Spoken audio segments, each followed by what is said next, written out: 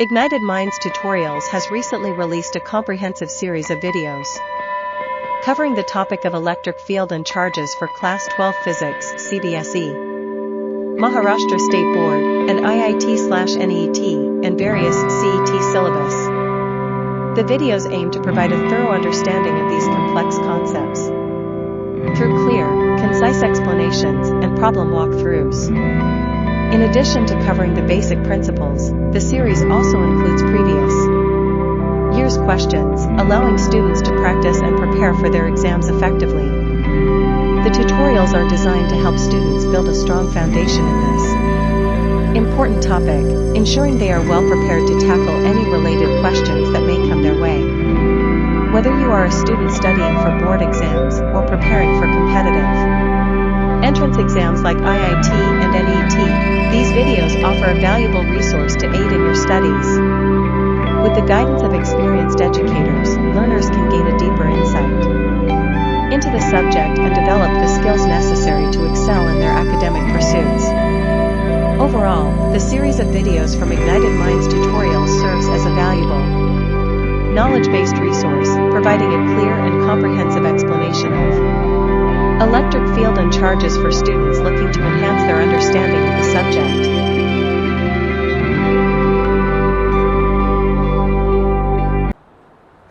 हम यहाँ पे भाई साहब अभी इलेक्ट्रिक फील्ड एंड चार्जेस पे कुछ करेंगे PYQs, ठीक है, जो पहले आए हुए हैं, ठीक है। आपके जेई मेंस में, नीट में, CET में जो थोड़े बहुत सवाल आए हुए हैं PYQs, इसको करके फिर हम आगे बढ़ेंगे गॉसेस लॉ में, ठीक है। क्योंकि देखो होता क्या है, पूरा चैप्टर करने के बाद जब आप PYQs अटेम्प्ट करते हो तो आधा चैप्टर भूल चुके होते हो, क्योंकि चैप्टर कुछ आपके मतलब लंबे चौड़े चैप्टर्स हैं, ठीक है। तो इसमें से या इस पर्टिकुलर टॉपिक में से जो आपके CET में, जेई मेंस में या IIT में या आपके नीट में जो सवाल आए हुए हैं, उसको अगर अभी हम निपटाएं तो हमारा क्लैरिटी ज़्यादा रहेगा, क्योंकि अभी हमने ताज़ा इसको पढ़ा हुआ है, तो हमारा कॉन्सेप्ट या ग्रिप इसमें ज़्यादा रहेगा, rather than attempting them after completing the chapter, ठीक है। सो इसको कूलम्स लॉ पे अपन ने कुछ क्वेश्चंस किए जो बोर्ड लेवल के थे, कुछ क्वेश्चंस किए जैसे उस दिन हमने कुछ क्वेश्चंस किए नीट पे, ठीक है। आज हम और भी कुछ क्वेश्चंस इसी लेवल के करेंगे, ठीक है, जो अलग अलग जगहों पे आए हुए हैं। ओके, जेई मेंस का सवाल उठाते हैं भाई साहब, ठीक है।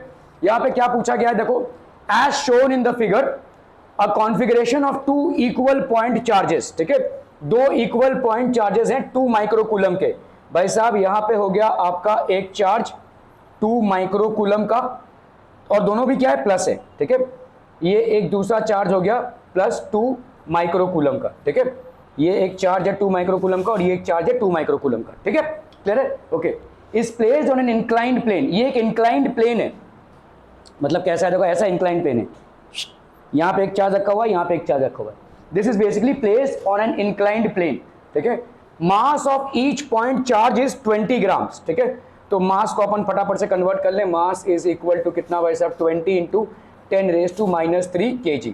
Assume that there is no friction between the charge and the plane. Obviously भाई साहब चार्ज चिंटू सा है, क्या ही फ्रिक्शन उसके बीच में रहेगा, तो कोई फ्रिक्शनल फोर्स एक्ट नहीं कर रहा है, ठीक है। Okay, for the system of 2 point charges to be in equilibrium, that is at rest, neither this is moving neither this is moving, ठीक है। The height is equal to, यहाँ पे हाइट आपको दिया हुआ है x इंटू 10⁻³ है, ये हाइट आपका कितना है, x इंटू 10⁻³ है। The value of x is how much, try कीजिए जरा सा, देखो देखो देखो, यहाँ पे आपका एक इंक्लाइंड प्लेन दिया हुआ है, ठीक है। इस इंक्लाइंड प्लेन पे बच्चा पार्टी, यहाँ पे भाई साहब आपका है plus q charge, that is how much, that is plus 2 microcoulomb, इधर है आपका भाई साहब प्लस 2 माइक्रोकूलम, ठीक है। कोई एंगल है, अच्छा चलिए एंगल, कोई एंगल नहीं, यहाँ पे 30 है, ठीक है, ठीक है। लेट्स से यहाँ पे थीटा का वैल्यू दिया हुआ है कितना है, 30 डिग्रीज, ठीक है। इस चार्ज का एक मास है और इस चार्ज का भी ऑब्वियसली एक मास होगा, बच्चा पार्टी समझ में आ रहा है। देखो ये दोनों भी पॉजिटिव चार्ज हैं, इसका भाई साहब क्या फोर्स आएगा, चिपकेंगे भाई साहब, ये है ना, दे विल, लेकिन ये दोनों स्टेबल हैं, इक्विलिब्रियम में हैं। तो अगर रिपल्सिव फोर्स एग्जिस्ट करता है दोनों के बीच, बच्चा पार्टी, अरे ओ बच्चा पार्टी समझो, और अगर ये नहीं जा रहे हैं तो क्या रीजन है कि ये अटक जाएंगे, हाँ, नहीं नहीं नहीं नहीं नहीं, कहाँ कहाँ लिखा हुआ है यहाँ पे? नहीं, वेट भाई साहब देखो यहां पे आपका इसका वेट है ना, ये वेट किसकी तरफ है? नीचे की तरफ है, और रिपल्सिव फोर्स भाई साहब ऊपर की तरफ है। अभी आपको weight along the inclined plane लेना है, वेट वर्टिकली नीचे नहीं, weight along the inclined plane. Weight along the inclined plane क्या हो जाएगा? आपने पढ़ रखा है भाई साहब, कितना होता है weight along the inclined plane? Is how much? mg sin theta होगा। समझ में आ रहा है? ये theta, this is how much? mg sin theta. मतलब ये वेट लुढ़केगा। अगर हम इसको सिर्फ चार्ज ना मान के एक मास माने, तो what is the force with which it will roll down on the inclined plane? That will be mg sin theta. और यहां पे एक रिपल्सिव फोर्स है, तो ये रिपल्सिव फोर्स इसको भाई साहब फंसा के रखा है इसने, ठीक है, ना लुढ़कने दे रहा है और ना ही भाई साहब आगे जाने दे रहा है। तो इसका मतलब क्या हो जाएगा भाई साहब? यहां पे रिपल्सिव फोर्स कितना होगा?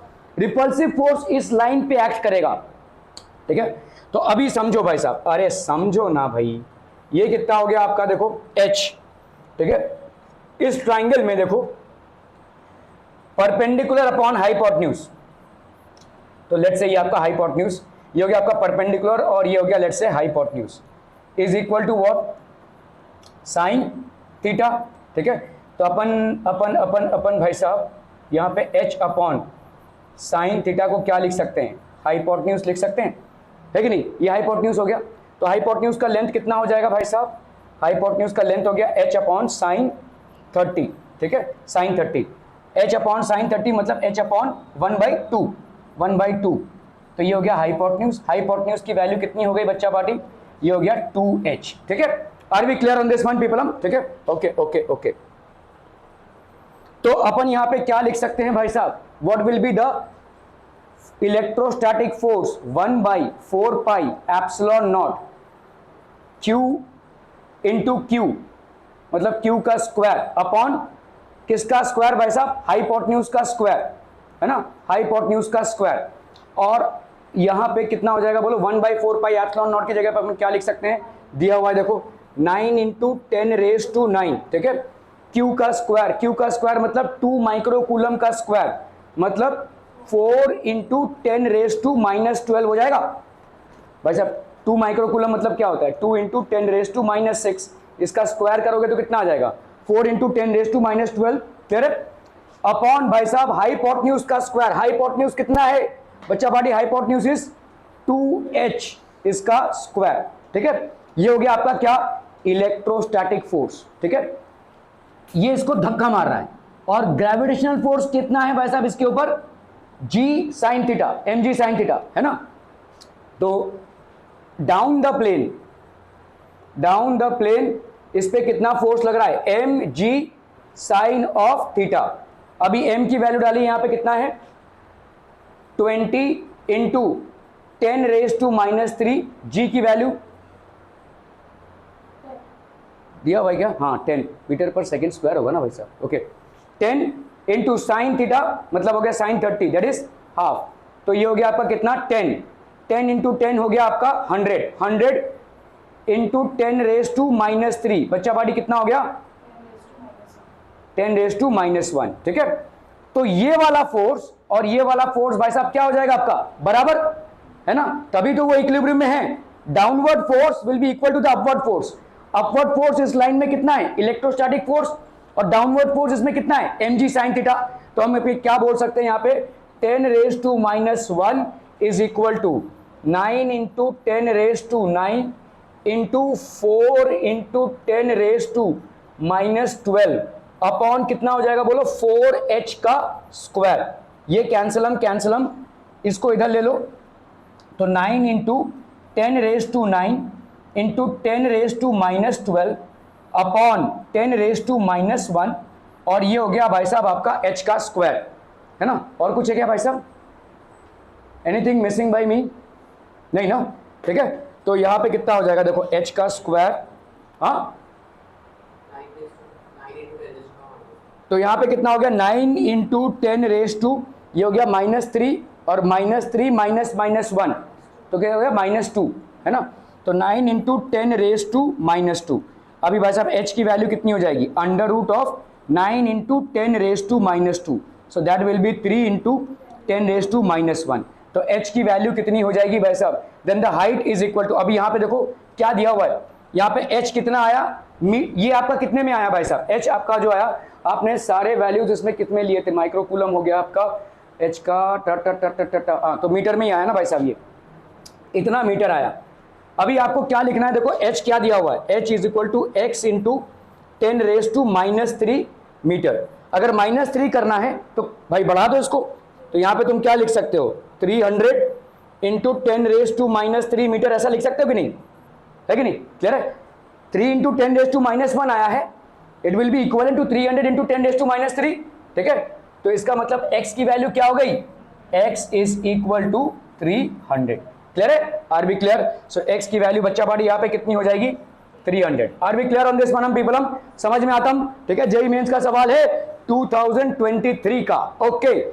चलिए भाई साहब दूसरा एक जेई मेंस का सवाल उठाते हैं अपन, ठीक है। अगेन आपने जहां तक पढ़ा है उसी पे सवाल है ये, ठीक है। मतलब जो भी आपने इलेक्ट्रिक फील्ड एंड चार्जेस और कूलम्स लॉ पढ़ा है, नथिंग आउटसाइड इट। मैंने वो सवाल नहीं लिए हैं जो आपके कैपेसिटेंस पे बेस्ड हो या इलेक्ट्रोस्टैटिक पोटेंशियल पे बेस्ड हो या इलेक्ट्रिक फील्ड पे बेस्ड हो, ठीक है। तो ये सिर्फ और सिर्फ आपके कूलम चार्जेस पे बेस्ड हैं। 3 point charges Q minus 2Q and 2Q are placed on the x axis at a distance x is equal to 0, x is equal to 3/4r and x is equal to r, ठीक है, respectively from the origin as shown। Q की value कितनी है भाई साहब, ओ भाई साहब Q की वैल्यू है 2 इंटू 10⁻⁻6 कूलम, मतलब माइक्रो कूलम हो गया। R की वैल्यू 2 सेंटीमीटर है। The magnitude of net force experienced by the charge on -2Q, ये तो बहुत आसान है भाई साहब, होना चाहिए। चलिए दे ट्राई कीजिए, इसको A मान लीजिए, देखो A, इसको B मान लीजिए और इसको C मान लीजिए, ठीक है। तो अगर आप देखोगे भाई साहब force on B due to A, ये कितना हो जाएगा, देखो force on B due to A, ये कितना हो जाएगा बोलो, 1/4 पाई एप्सिलॉन नॉट क्या है भाई साहब, Qn माइनस 2Q, तो ये हो गया 2Q का स्क्वायर, है ना, 2Q का स्क्वायर। माइनस लेने की जरूरत नहीं है क्योंकि यहाँ पे हम फोर्स का सिर्फ मैग्नीट्यूड निकाल रहे हैं, ठीक है। देखो यहाँ पे फोर्स किसकी तरफ जाएगा, फोर्स हमेशा प्लस से माइनस की तरफ जाता है, तो आपका इस डायरेक्शन में ही होगा, फोर्स अलोंग AB होगा ये, ठीक है। Force will B along AB direction, force will B along A to B direction में होगा, मतलब इस डायरेक्शन में फोर्स जाएगा भाई साहब आपका, ठीक है। आपके फोर्स का डायरेक्शन ये होगा, ठीक है, फोर्स AB, ठीक है, okay. 1/4 pi epsilon not 2Q square की वैल्यू और अपॉन R का स्क्वायर कितना हो जाएगा भाई साहब, ये 3/4 R इसका स्क्वायर, है ना भाई साहब, ठीक है, क्लियर है, ओके। तो ये हो गया भाई साहब आपको 1/4 पाई एप्सिलॉन नॉट, और इसको भाई इस 4 को ना कभी भी इस 4 से मत काटना, 1/4 पाई एप्सिलॉन नॉट को हमेशा अलग रखना, क्योंकि उसको डायरेक्ट वैल्यू मिल जाती है आपको 9 इंटू 10⁻⁹। उसमें आप कोई भी छेड़खानी करेंगे, 4 को काट दिया भाई साहब, पाई को काट दिया, लफड़े हो जाएंगे, क्योंकि आपको भाई साहब फिर डायरेक्ट वैल्यू जो 9 इंटू 10⁻⁹ है वो नहीं मिलेगा, ठीक है। So let it be the way it is. यहाँ पे कितना हो जाएगा बोलो, 9/16, तो 16 ऊपर गया, 9 इधर रहा, ठीक है, Q स्क्वायर बाई R का स्क्वायर, ठीक है। ये हो गया फोर्स इन डायरेक्शन AB। अभी इसमें क्या हो जाएगा बोलो, इसमें, ठीक है, तो force on B due to C, ये कितना हो जाएगा बोलो, फोर्स CB, है ना, फोर्स CB, मतलब यहां से इस तरफ फोर्स CB, तो इसकी वैल्यू कितनी होगी, 1/4 पाई एप्सिलॉन नॉट, इसकी वैल्यू हो गई भाई साहब 2Q, तो ये हो गया आपका कितना, 4Q का स्क्वायर अपॉन यहाँ पे कितना हो जाएगा बोलो, क्या,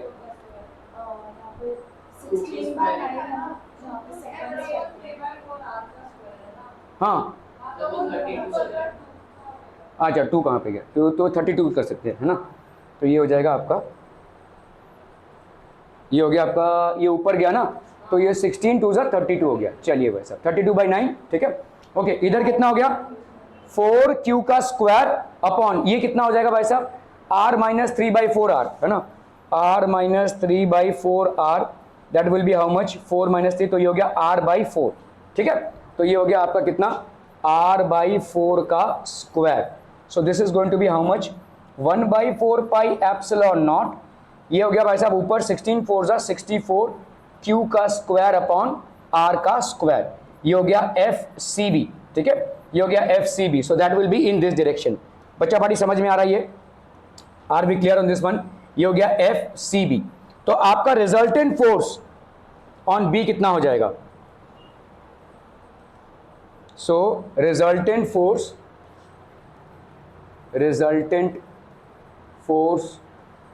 ऑन बी, ये क्या हो जाएगा बोलो, एफ ए बी, कौन सा बड़ा होगा भाई साहब यहाँ पे, क्यू की वजह से 2Q और 2, ये वाला फोर्स ज़्यादा बड़ा होगा ना भाई साहब, तो एफ सी बी हो जाएगा, ठीक है। So resultant force on B will be F C B minus F A B.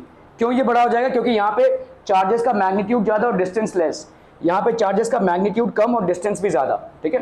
तो F C B minus F A B, F C B की वैल्यू कितनी हो गई बोलो, 1/4 पाई एप्सिलॉन नॉट 64 क्यू का स्क्वायर अपॉन आर का square minus 1/4 pi epsilon naught, ठीक है। ये कितना हो जाएगा भाई साहब आपका ए बी 32/9 क्यू का स्क्वायर बाई आर का स्क्वायर। तो अपन यहाँ पे से क्या क्या बाहर निकाल सकते हैं, 1/4 पाई एप्सिलॉन नॉट को बाहर निकाल सकते हैं, Q square by R square को बाहर निकाल सकते हैं, 64 माइनस 32/9 इसको रख सकते हैं, ठीक है। सो ये हो गया 9 × 10⁻⁹। क्यू का स्क्वायर कितना हो जाएगा भाई साहब, यहाँ पे क्यू का वैल्यू तो नहीं दिया हुआ है, क्यू, अच्छा चलिए 2 × -6 है ना, तो ये हो जाएगा आपका 4 × 10⁻⁻12। आर का स्क्वायर, आर भाई साहब कितना है 2 सेंटीमीटर, तो आर की वैल्यू है भाई साहब 2 centimetre, that can be written as 2 × 10⁻² metre, so that will be 4 × 10⁻⁻4, ठीक है। यहाँ पे कितना हो जाएगा बोलो, हाँ 32 को भी कॉमन निकाल सकते हैं, गुड। तो इसको 32 को अगर हमने कॉमन निकाला तो ये कितना हो जाएगा 2, तो अगर 32 को हमने कॉमन निकाला सो दिस विल बी 2 - 1/9, तो 9 2 ज़ा 18, 18 माइनस 1 17, 17/9 आ गया ना भाई साहब, ये तो लंबा चलने वाला भाई साहब, 17 9 × 10⁻⁹, ठीक है, इंटू 4 × 10⁻⁻12 इंटू 32 इंटू 9 2 ज़ा 18, 18 माइनस 1 17, 17 अपॉन भाई साहब इधर कितना हो गया 4 × 10⁻⁻4 इंटू 9, ठीक है, 9 और 9 कैंसिल, 4 और 4 कैंसिल, 32 × 17 कर लो भाई साहब कितना हो जाएगा 32 × 17, 2 7 ज़ा 14, 3 7 ज़ा 21, 22 और ये हो गया 32, 4 और 5, ठीक है। तो ये हो गया आपका 544 इंटू 9 - 12 कितना हो गया भाई साहब -3 है ना, -3 और -4 तो +4, 4 - 3 तो ये हो गया 10 है ना, तो this will be how much 5440, ठीक है। तो न्यूटन का फोर्स इस पे एक्सपीरियंस हो रहा है 5440, ठीक है। Are we clear clear clear clear, okay okay okay okay. ओहो जेई मेंस का सवाल with choice, a 10 microcoulomb charge is divided into 2 parts and placed at 1 centimeter distance so that the repulsive force between them is maximum. The charges on the 2 parts are, देखो यहाँ पे एक 10 microcoulomb का charge है, 10 micro is divided into 2 parts, तो एक पूरा charge कितने का है भाई साहब 10 माइक्रोकूलम, इसको आपने डिवाइड किया तो let one charge be Q, ठीक है, माइक्रोकूलम जो भी है, तो दूसरा वाला चार्ज कितने का हो जाएगा 10 - क्यू माइक्रोकूलम। एक चार्ज अगर क्यू माइक्रोकूलम का हो गया तो दूसरा चार्ज कितने का हो जाएगा 10 - क्यू माइक्रोकूलम, ठीक है। इस divide and place 1 centimetre distance, 1 centimetre मतलब आर की वैल्यू कितनी हो गई 1 सेंटीमीटर मतलब 1 × 10⁻⁻² मीटर का हो गया भाई साहब, ठीक है, क्लियर है, okay. Repulsive force between them is maximum, force repulsive force कितना होगा 1/4 पाई एप्सिलॉन नॉट क्यू का Q1 Q2 अपॉन आर का स्क्वायर होता है ना, तो यहाँ पे 1/4 पाई एप्सिलॉन नॉट और Q और दूसरा चार्ज क्या है 10 - क्यू है ना अपॉन आर का स्क्वायर, दैट इज 10 माइनस 2 का भाई साहब स्क्वायर, तो ये हो गया फोर्स, ठीक है। ये कितना हो जाएगा भाई साहब, ये हो गया तुम्हारा कितना 9 इंटू 10 रेज टू 9, और नीचे कितना बचा भाई साहब आपका 10 raise to minus 4, 10 raise to minus 4, इधर कितना आया q इंटू 10 माइनस क्यू, ठीक है। सो इधर आ गया भाई साहब कितना तुम्हारा 9 into 10 raise to 9 minus minus 4, that will be 10 raise to 13, 10 raise to 13, और इधर कितना हो गया भाई साहब आपका 10q माइनस क्यू का स्क्वायर, ठीक है। ये हो गया आपका f।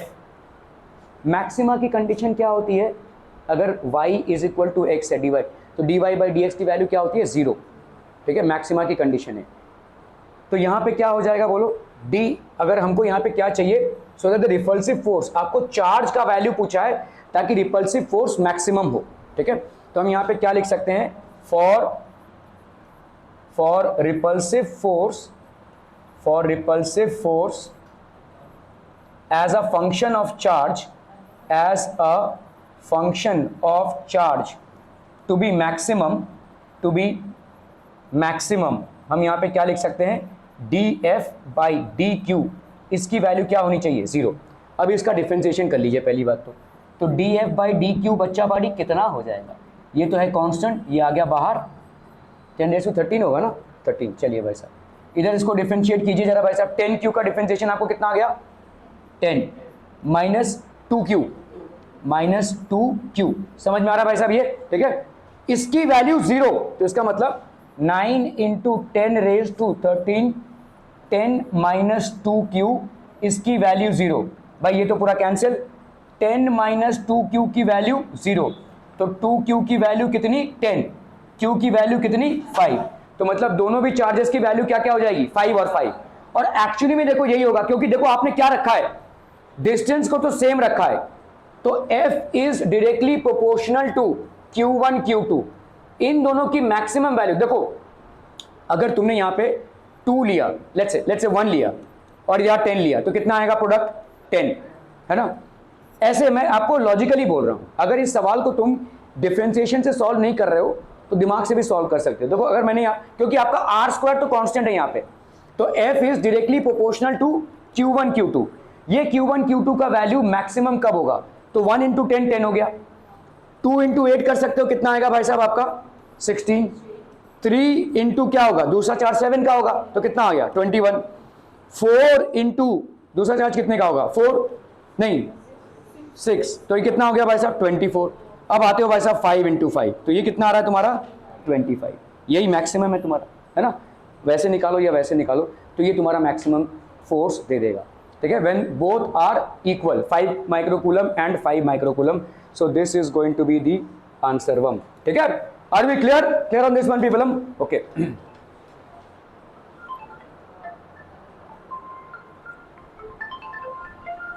एक मिनट, ओके चलिए भाई साहब, charges on 2 identical metal balls Q and 3Q, they are kept at same distance after an initial contact. आपका भाई साहब देखो ये सवाल है यहाँ पे, चार्जेस ऑन 2 आइडेंटिकल बॉल्स, तो ये आपका भाई साहब एक चार्ज है आपका Q और दूसरा चार्ज कितना है 3Q, they are kept at same distance after an initial contact.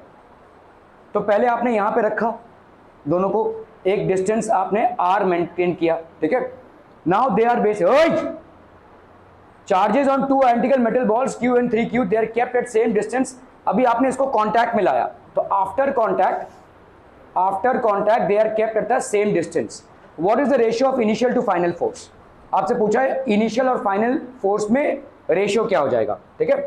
तो इनिशियल फोर्स जब आपने कॉन्टैक्ट में नहीं लाया तो कितना होगा बोलो, is equal to F, that will be 1/4 pi epsilon naught Q into 3Q का मल्टीप्लीकेशन अपॉन R स्क्वायर, ये हो गया इनिशियल फोर्स, ठीक है, Fi।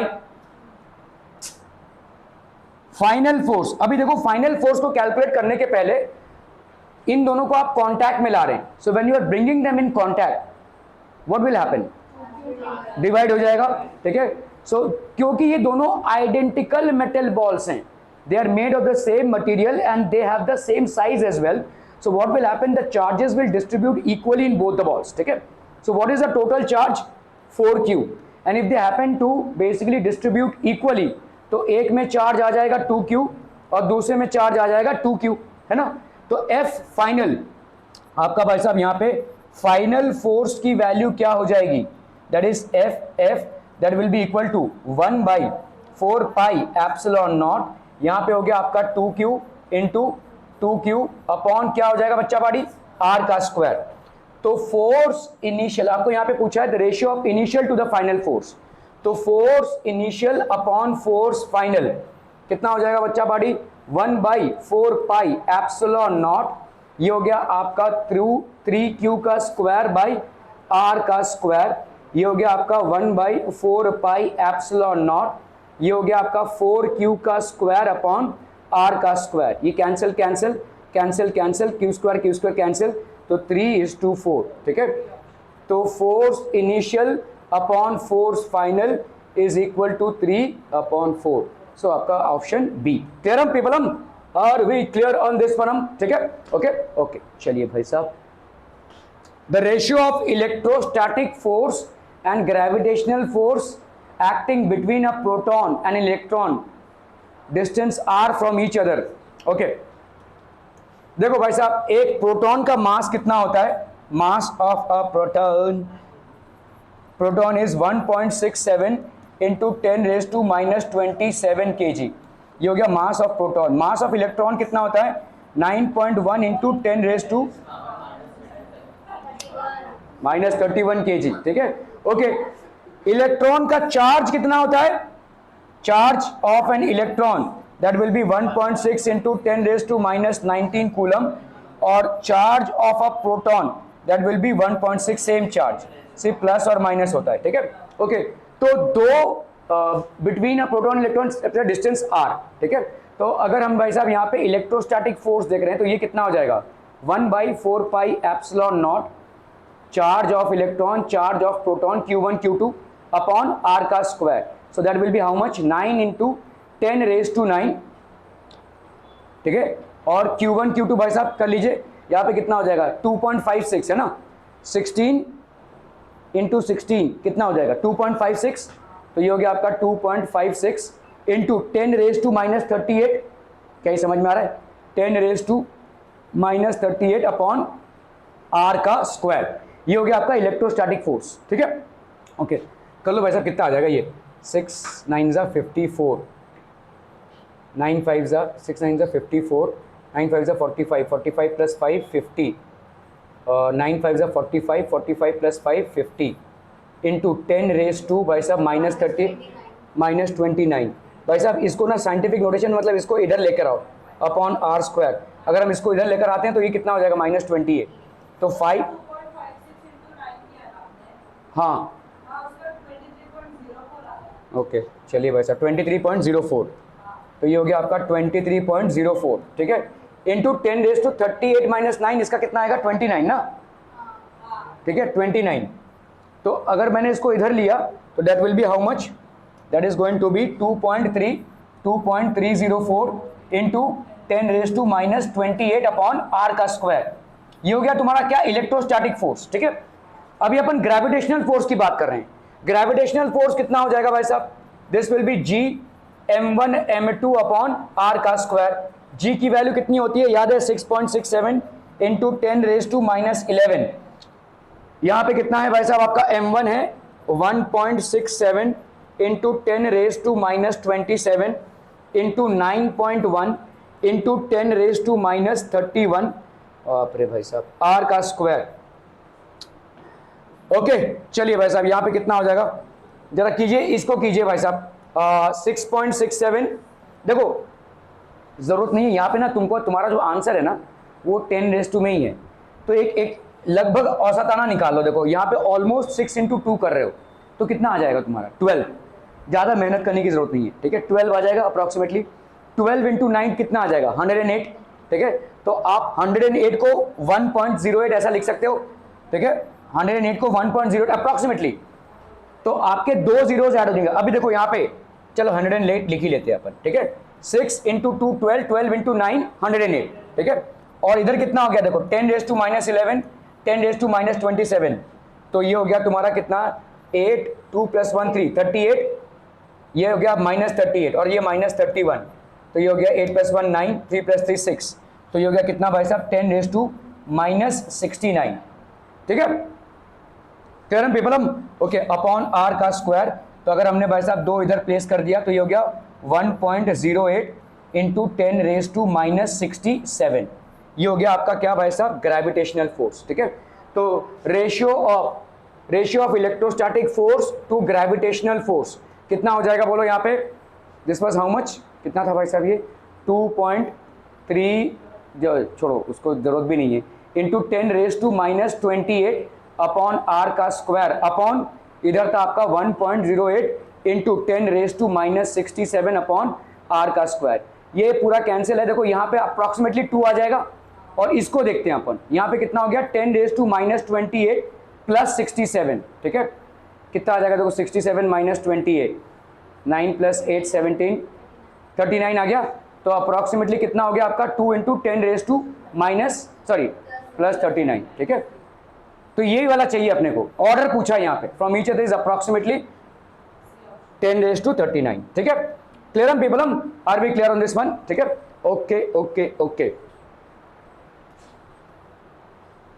2 pith balls carrying charges plus q hung from a hook, ठीक है, by 2 strings. It is found that when each charge is tripled, angle between the strings double. What was the initial angle between the 2 strings?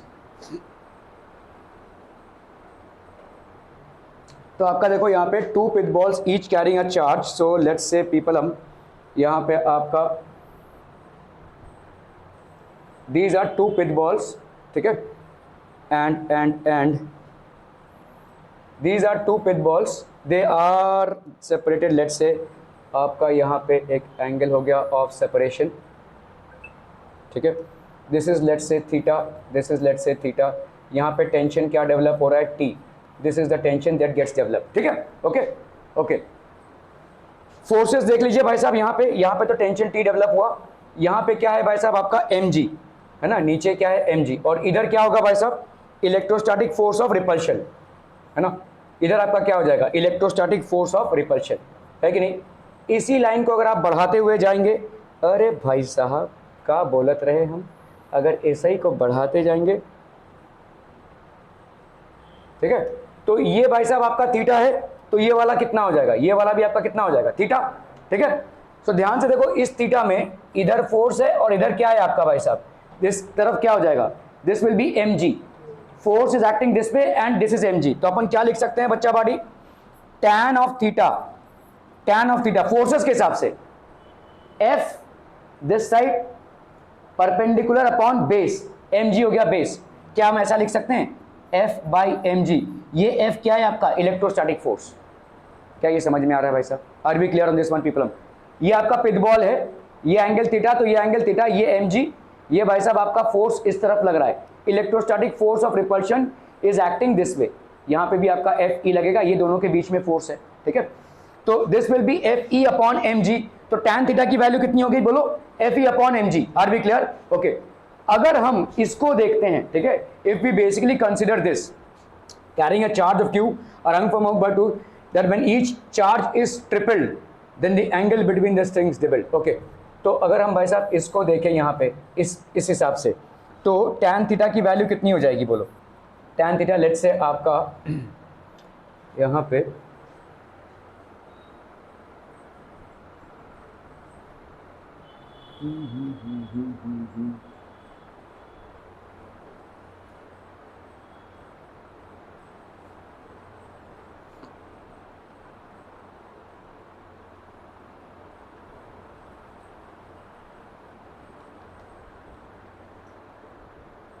when each angle is tripled.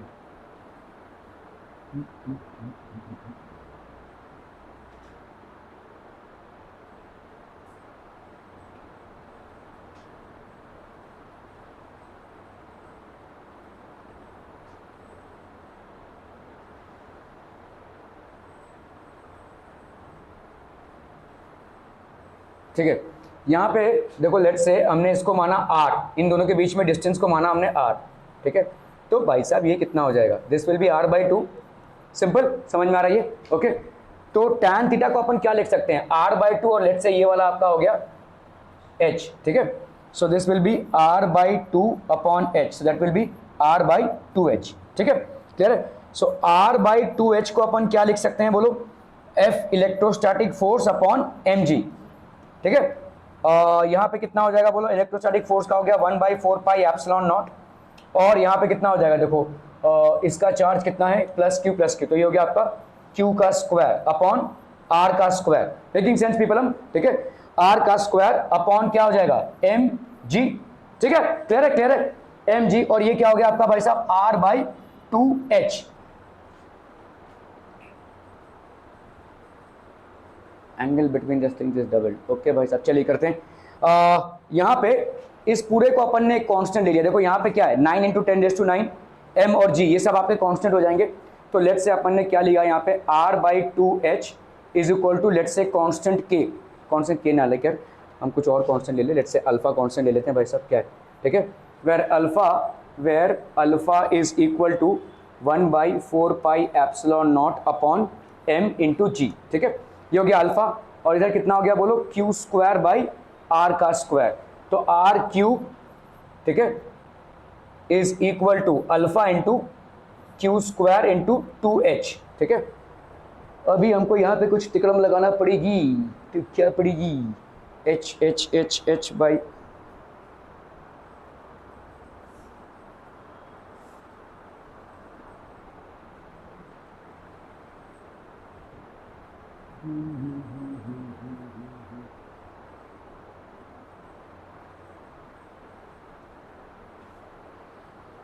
क्योंकि हमारा यहाँ पे ना h और r दोनों भी हो रहा है। चलिए यहाँ पे करते हैं ऐसे, देखो यहाँ पे इसको लिख सकते हैं r3/h, ये 2 और अल्फा लेट्स से बीटा हो गया भाई, कांस्टेंट है ना 2 × अल्फा, ठीक है, ये बीटा हो गया q का स्क्वायर।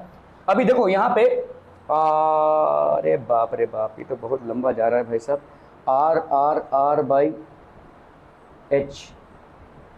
r/2h tan थीटा होगा r का स्क्वायर,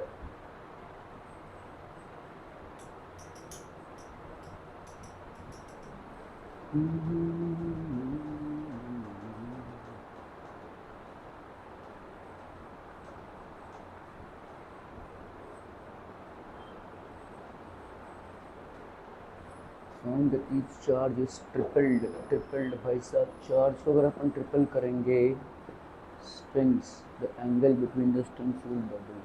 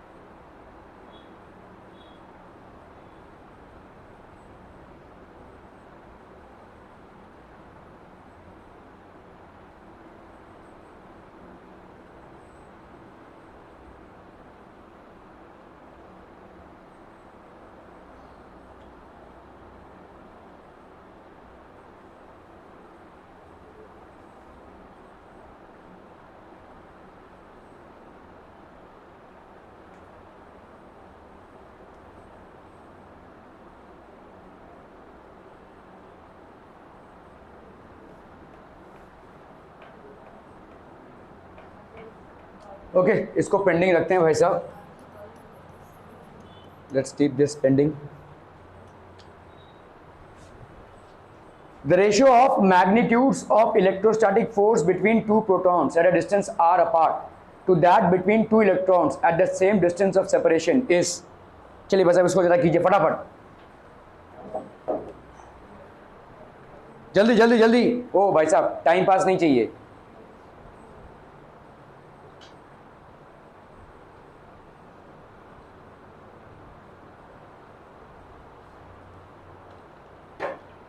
इस सवाल को देखकर ही बता सकते हो भाई साहब क्या होगा इसका आंसर, 1:1 ही हो जाएगा ना, सिंपल। मतलब आप अगर हर समय कैलकुलेशन के मोड में ही रहेंगे ना तो फिर कैलकुलेट करते में टाइम वेस्ट करेंगे। अगर आप सिंपल देखो, यहाँ पे इलेक्ट्रोस्टैटिक फोर्स ऑफ अट्रैक्शन पूछा है the ratio of electrostatic force, तो आपका भाई साहब F is equal to between two protons, तो 1/4 पाई एप्सिलॉन नॉट, प्रोटॉन का चार्ज लेट्स से कितना होता है 1.6 इंटू 10⁻⁻, अगर हम प्रॉपरली सवाल को करने जाएं तो यहाँ पे कितना हो जाएगा 1.6 इंटू 10⁻⁹ का स्क्वायर अपॉन r का स्क्वायर, ये हो गया इलेक्ट्रोस्टैटिक फोर्स बिटवीन प्रोटॉन्स। और इलेक्ट्रोस्टैटिक फोर्स बिटवीन इलेक्ट्रॉन्स ये कितना हो जाएगा 1/4 पाई एप्सिलॉन नॉट का स्क्वायर 1.6 इंटू 10⁻⁹ का स्क्वायर अपॉन r का स्क्वायर। भाई साहब ये दोनों आपका 1:1 ही हो जाएगा, सिंपल। यहाँ पे 1:1 होने का मेन रीजन क्या है, क्योंकि दोनों के लिए डिस्टेंस सेम है। और 1:1 होने का दूसरा रीजन क्या है कि दोनों का चार्जेस सेम है, प्रोटॉन और इलेक्ट्रॉन का चार्ज सेम होता है, ठीक है। तो सिर्फ अगर आप इस कॉन्सेप्ट से जाए कि भाई साहब दोनों का चार्जेस सेम है और दोनों का भाई साहब डिस्टेंस सेम है, तो it will be obviously 1:1। You don't need to do any kind of calculations out here, ठीक है। Okay okay okay. Two equal point charges of 3 microcoulomb are separated by a certain distance in meters. If they are located at I plus j plus k and 2I plus 3j plus k, then the electrostatic force between them is how much? देखो एक charge कहां पे located है, अरे बोलो ना बोलो, एक चार्ज लोकेटेड है I plus j plus k और दूसरा चार्ज कहां पे लोकेटेड है 2I plus 3j plus k, ठीक है। तो डिस्टेंस कितना हो जाएगा भाई साहब, distance will be equal to under root of 2 minus 1 का स्क्वायर प्लस 3 माइनस 1 का स्क्वायर, ठीक है, प्लस यहाँ पे तो 0 हो जाएगा 1 माइनस 1 का स्क्वायर, है ना। तो यहाँ पे कितना हो गया भाई साहब, यहाँ पे दिस विल बी 1 का स्क्वायर प्लस, समझ में आ रहा है ना भाई साहब, 2 माइनस 1 का स्क्वायर 3 माइनस 1 का स्क्वायर और यहाँ पे 1 माइनस 1 का स्क्वायर, तो 1 का स्क्वायर, ये हो गया 2 का स्क्वायर और ये हो गया 0 का square, so that will be under root of 5। ये हो गया आपका distance which is r।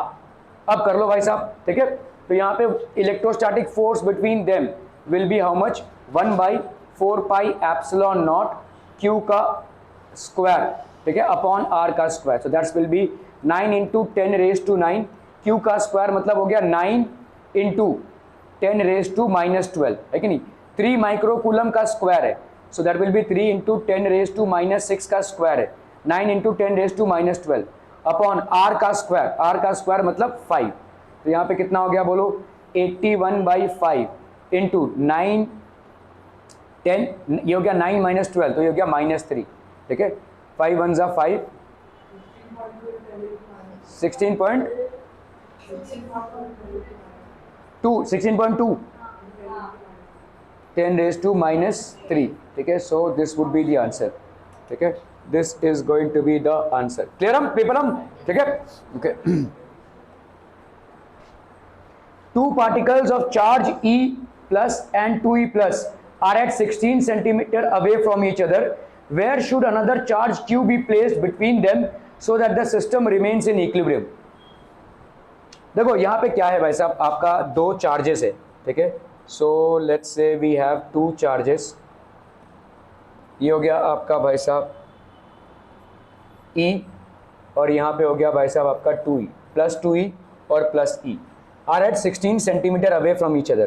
So they are basically at what distance away from each other? 16 centimeter away from each other. Where should another charge Q be placed between them so that the system remains in equilibrium? तो दोनों के बीच में हम यहाँ पे कहीं पे Q पे रख रहे हैं, ठीक है। There is another charge Q which is placed between them. ये पूरा डिस्टेंस है 16, लेट्स से हमने इस डिस्टेंस को मान लिया x, तो बच्चा पार्टी ये वाला डिस्टेंस कितना होगा 16 माइनस एक्स, ठीक है। तो ये तीनों चार्जेस के इक्विलिब्रियम होने का कंडीशन क्या हो जाएगा, इस पे जो फोर्स लगेगा इसके वजह से it will be equal to the force that is acting on this due to this charge. क्या ये समझ में आ रहा है, ठीक है।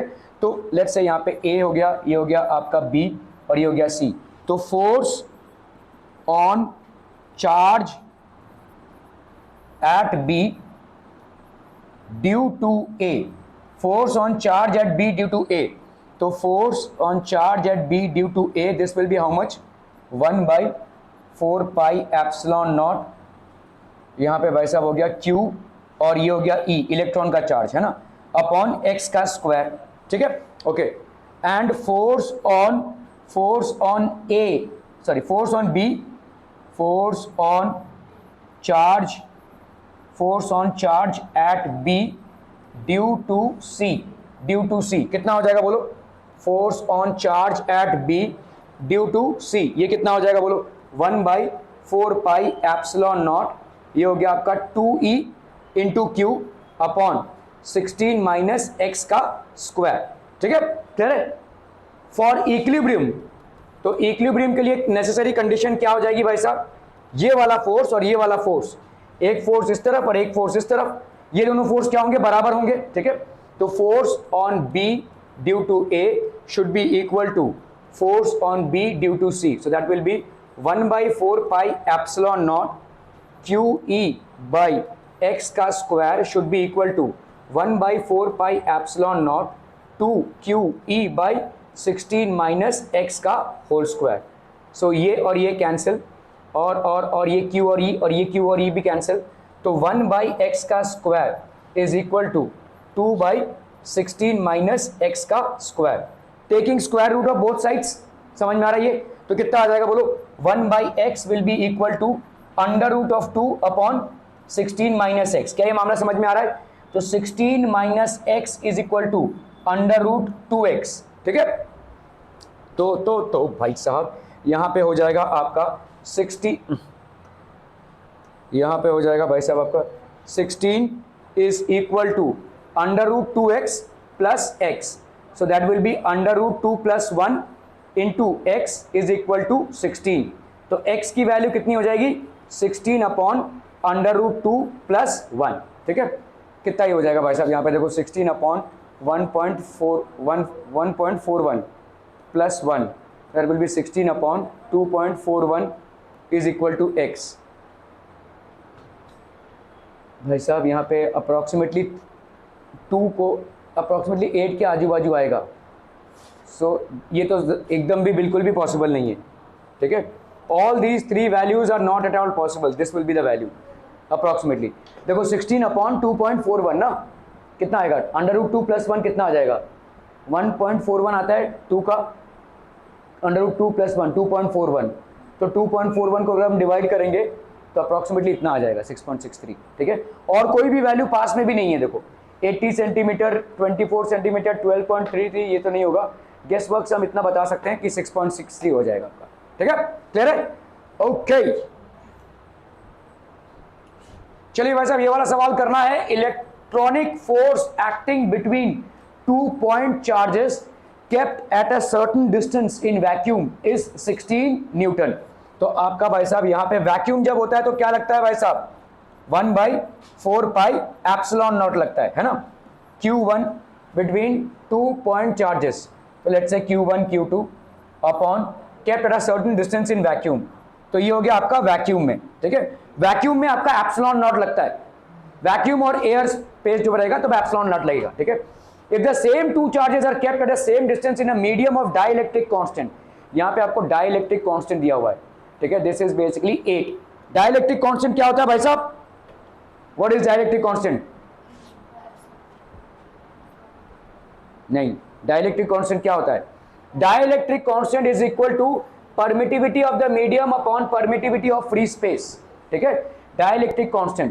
तो अगर भाई साहब यहां पे मीडियम की बात करें, हम मीडियम की बात करें तो यहां पे क्या हो जाएगा, 1/4 epsilon upon Q1 Q2 upon r square, where epsilon is the permittivity of the medium. ठीक है, अगर मुझे इसको ऊपर लाना है तो अगर मैंने ऐसे डिवाइड किया, देखो f of medium upon f of vacuum और फ्री स्पेस, तो कितना आ जाएगा बोलो, नहीं ये तो नीचे चला जाएगा भाई साहब, f ऑफ वैक्यूम, तो हम करते हैं f force in vacuum upon force in free space, sorry अपना मीडियम। ठीक है, this will be equal to कितना हो जाएगा बोलो, यहाँ पे हो गया 1/4 एप्सिलॉन नॉट अपॉन 1/4 एप्सिलॉन, यहाँ पे हो गया आपका Q1 Q2 अपॉन आर का square upon Q1 Q2 upon are का स्क्वायर।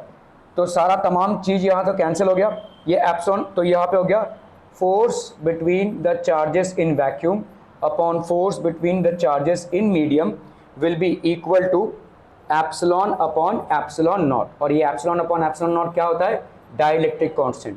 ये है आपका force in vacuum, force in vacuum upon force in medium, ठीक है, फोर्स इन मीडियम। तो अपन क्या लिख सकते हैं, force in medium, force between with charges in a medium will be equal to force in vacuum upon K. तो force in vacuum कितना हो गया भाई साहब आपका, तो यहाँ पे फोर्स इन वैक्यूम दिया हुआ है कितना है 16 न्यूटन, और डाइलेक्ट्रिक कांस्टेंट मीडियम की दी हुई है 8, तो ये हो गया आपका force in medium. Force in medium भाई साहब हो जाएगा 2 Newton. Am I making sense people? ठीक है, this will B 2 Newton. Clear है, क्लियर है, क्लियर है भाई। तो ऑप्शन आपका डी हो जाएगा। Clear, okay, thank you so much for your valuable time.